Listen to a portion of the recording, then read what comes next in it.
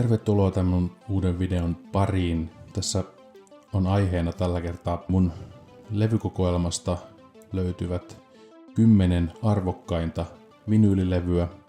Tässä on käytetty lähteenä Discogsia ja Discogsin Averagea, mikä on se keskihinta, millä nämä levyt ovat vaihtaneet omistajaa siellä kyseisessä palvelussa. 10. arvokkaimpana levynä mulla on tässä Elon Face the Music. Tää on tämmönen numeroitu painos. En muista kuinka monta näitä on painettu, mutta tuosta aika psykedeelliset ilmeet näillä. Tässä levyllä on Evil Woman ja se oikeastaan riittää.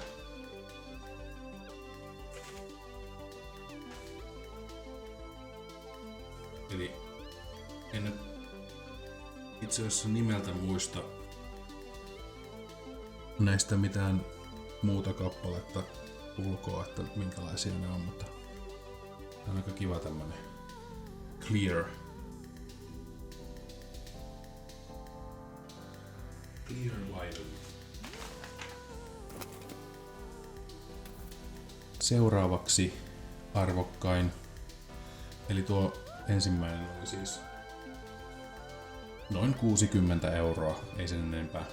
Ja seuraava sitten myös noin 60 €, Supertramp Crime of the Century. Ja tässähän on siis mahtavia biisejä, muun muassa Dreamer, Bloody Well Right. Muistaakseni tois Cool heti ensimmäinen biisikin on tosi hyvä. Ja varsinkin nimikkokappale, eli albumin päättävä Crime of the Century-kappale on oikein hyvä. Tää on tämmöstä Original Master Recordings-sarjaa. Tää levy on ostettu Ideaparkin levymessuilta muistaakseni, jos nyt ihan väärin muistan, niin ruotsalaiselta myyjältä, joka taisi sanoa tuosta levystä, että sen arvo olisi noin 80 €, mutta siitä ei kukaan semmoista hintaa halua maksaa, joten hintalappu oli sitten siellä muistaakseni jotain 25 €, jos en ihan väärin muista. Eli sen verran maksoin siitä, ja tosiaan Discogsin Average näyttää tällä hetkellä, että se olisi jotain 60 € luokkaa. Eli siinä mielessä myyjä puhui ihan totta. Sitten 8. myös tuollaisessa 60 € hintaluokassa suurin piirtein pyörii Strictly Commercial Frank Zappa The Best of -kokoelma. Tällainen tuplakantinen, ja tässäkin on itse asiassa tällainen samanlainen kullanvärinen numerosarja, joka on tässä kyseisessä kappaleessa 3751, eli kyllä jonkin verran on painettukin. Varmastikin muutamia tuhansia.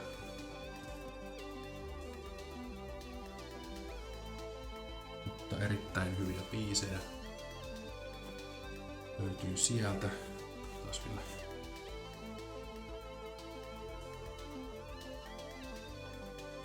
Seitsemänneksi arvokkain vinyyli. Edelleen pyöritään siinä 60 € hintaluokassa. Tämä on näistä 4 ensimmäisestä nyt se ehkä arvokkain. Se on Xysman Yeah -albumi vuodelta 1990 muistaakseni. Tai ainakin sieltä 90-luvun alusta heti.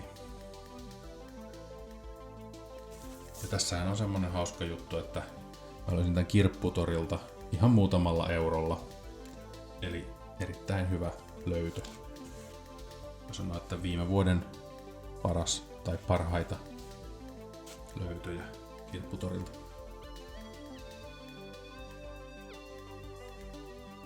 Seuraavana sitten siirrytään hintaluokassa noin 10 euroa ylöspäin ja noin 70 euron keskihinnalla Discogsin tietojen mukaan tällä hetkellä omasta levyhyllystäni löytyy Amor Piss An Evening with Friends at Huvila, joka on siis äänitetty Helsingissä 2017.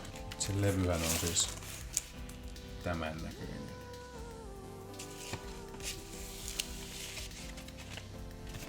Tää Huvila-keikka siis oli ilmeisesti Helsingin juhlaviikoilla, jos en ihan väärin muista sitä tapahtumaa.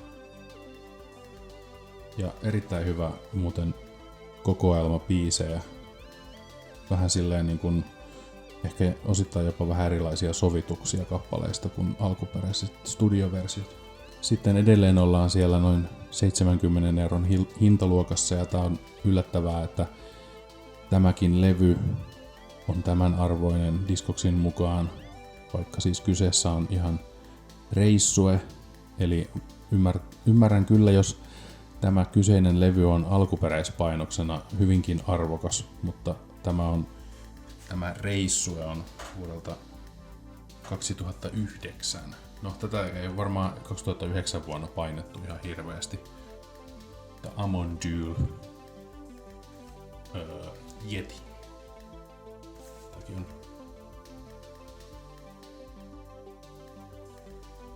on tämmönen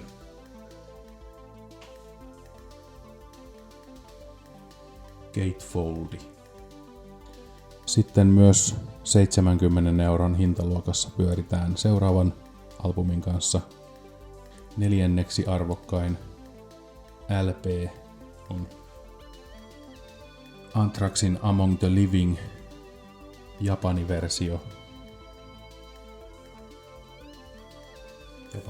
Japanin painos. Ja tämmönen obinauha, mikä on yleensä nostaa näiden arvoa, jos on obinauha kunnossa, niin tässä on tää ihan mintissä kunnossa. Muistaakseni maksoin tästä levymessuilla kanssa jonkun 60 €, että pikkusen se on ehkä arvo siinä noussut sitten muutaman vuoden aikana, kun on sen pitänyt hyllyssä. Ja sitten siirrytäänkin 3 arvokkaimman levyn pariin. Ja tässä kohtaa muuten pitää vielä tarkentaa, että tosiaan mä en ole ottanut tähän listalle mitään sellaisia bokseja, missä olisi useampi LP. Löytyy esimerkiksi Black Sabbathin tämmönen Tony Martinin aikainen tuotanto boksina, jossa on useampi LP, joka maksaa tietysti yli 100 €, mutta tätä en ole ottanut tähän listalle mukaan, että tässä on pelkästään näitä tämmöisiä levyjä, jotka on ihan yksittäisiä albumeita. Ja tosiaan 3. tässä listalla noustaankin sinne 100 € hintaluokkaan. Ne on Paradise Lostin Icon 30, eli tämmönen 30th Anniversary Edition, mikä on siis Iconin kokonaan uudelleen äänitetty versio. Ja tää oli uutenakin, no siis tuplavinyyli, ja tää oli uutenakin lähemmäs 100 €, kun tän tilasi jolta internetin välityksellä, ja se on nyt pikkusen ehkä noussutkin sen arvo sitten siinä sen jälkeen, kun onko se sitten myyty loppuun tai jotain. Ja edelleen 100 € hintaluokassa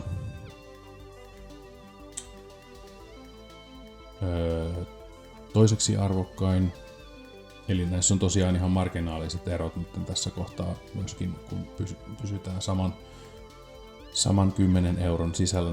Nämä on pyöristettyjä nyt tässä mun listalla vähän nämä hinnat, mutta 100 € hintaluokkaa suurin piirtein on David Bowien Hours, joka on myös numeroitu. Ja jälleen kerran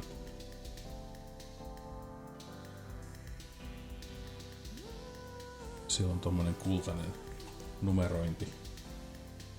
1144 on tää numero.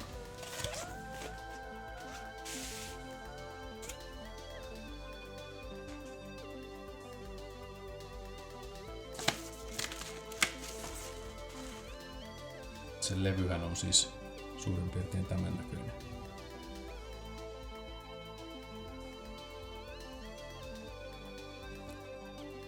Ja 100 euron hintaluokassa pysytään edelleen. Tää on nyt sitten ykkösenä tässä listalla ja tää on nyt oikeastikin se, mistä on itsekin maksanut eniten, hitusen vähemmän kuin se Discogsin Average. Ja se on Iron Maidenin Fear of the Dark. Tämä on Original Pressing vuodelta 1992.